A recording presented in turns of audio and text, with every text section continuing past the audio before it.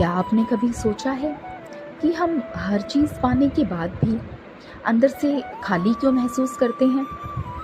घर है, नौकरी है, परिवार है, फिर भी मन बेचैन सा रहता है।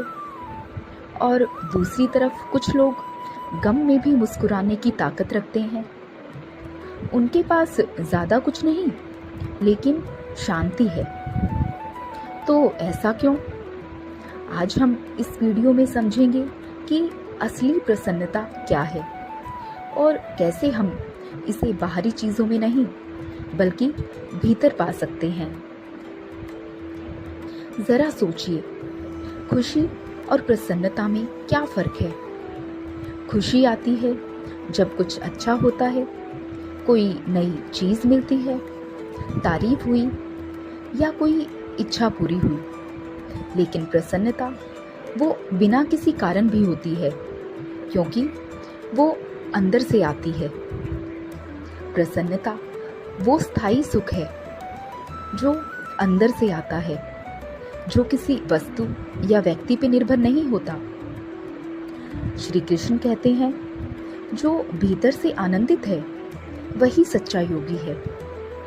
खुशी बाहर से मिलती है, पर प्रसन्नता हमें भीतर उगानी पड़ती है। आखिर दुख कहाँ से आता है?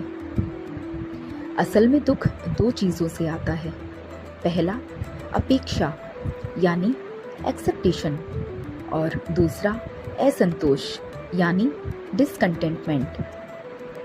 हमें लगता है कि अगर सब कुछ हमारे मन के अनुसार हो तो हम खुश रहेंगे, लेकिन जीवन में सदैव ऐसा हो यह तो संभव नहीं।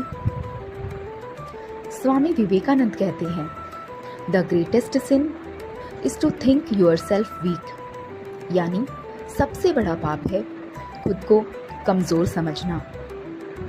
जब हम हालात से भागते हैं या दूसरों को दोष देते हैं तब दुख और गहराता है, लेकिन जब हम हालात को स्वीकार करते हैं तब मन में एक नई ऊर्जा आती है। चलो, मैं इन हालातों से भी कुछ सीख लूँगा।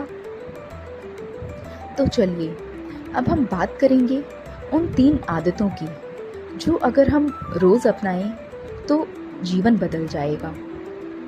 पहली आदत एक्सेप्टेंस यानी स्वीकार्यता।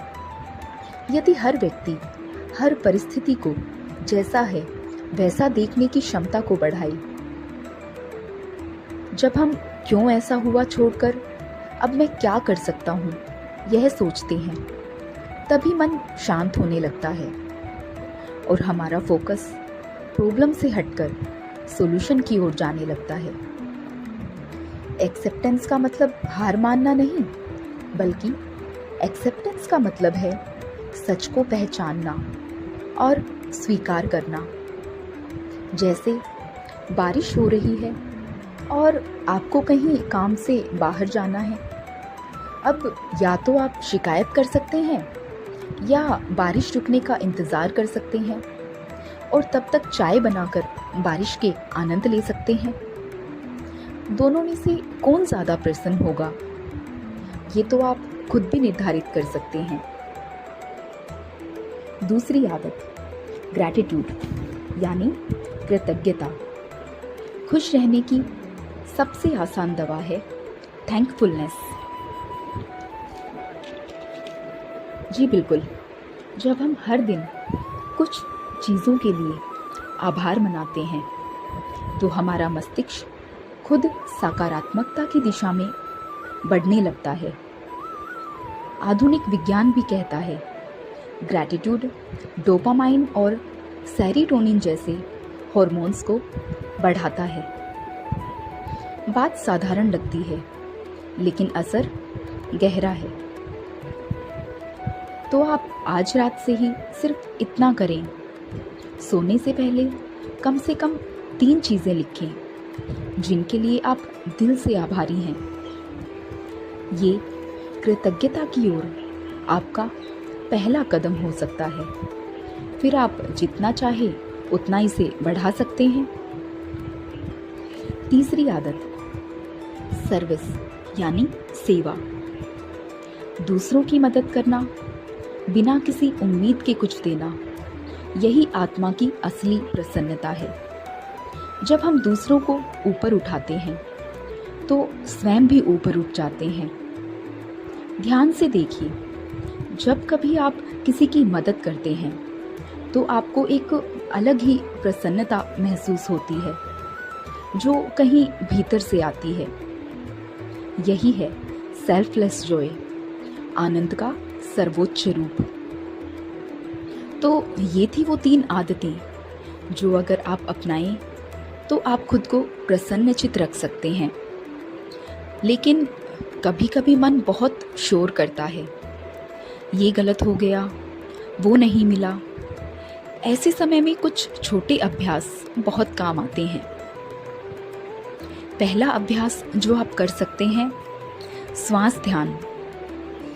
गहरी सांस लें और धीरे धीरे छोड़ें। मन स्वतः ही शांत होने लगता है। दूसरा अभ्यास जो आप कर सकते हैं, हर रोज प्रकृति के साथ कुछ समय बिताएं, क्योंकि प्रकृति मन का बैलेंस बहाल करती है। तीसरा अभ्यास डिजिटल डिटॉक्स।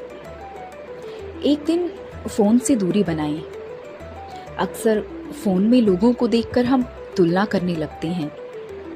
जितनी अधिक तुलना उतना अधिक दुख, और जितनी कम तुलना उतनी ज़्यादा खुशी। कोई एक दिन निर्धारित करें जिस दिन आप फोन से दूरी रखेंगे। प्रसन्नता कोई मंजिल नहीं, यह एक रास्ता है। हमें इसे बाहर नहीं, भीतर तलाशना है। और जब हम भीतर से शांत होते हैं तो दुनिया भी हमें वैसी ही दिखने लगती है, शांत और सुंदर। याद रखें, खुशी मिलती नहीं, बनाई जाती है, और हम इसे बना सकते हैं। एक विचार, एक कृतज्ञता और एक मुस्कान की ओर कदम बढ़ाकर। अगर इस वार्ता ने तुम्हारे भीतर थोड़ी सी भी शांति जगाई है तो इसे साझा करें, क्योंकि किसी की मुस्कान का कारण बनना, यही तो सच्ची प्रसन्नता है। धन्यवाद।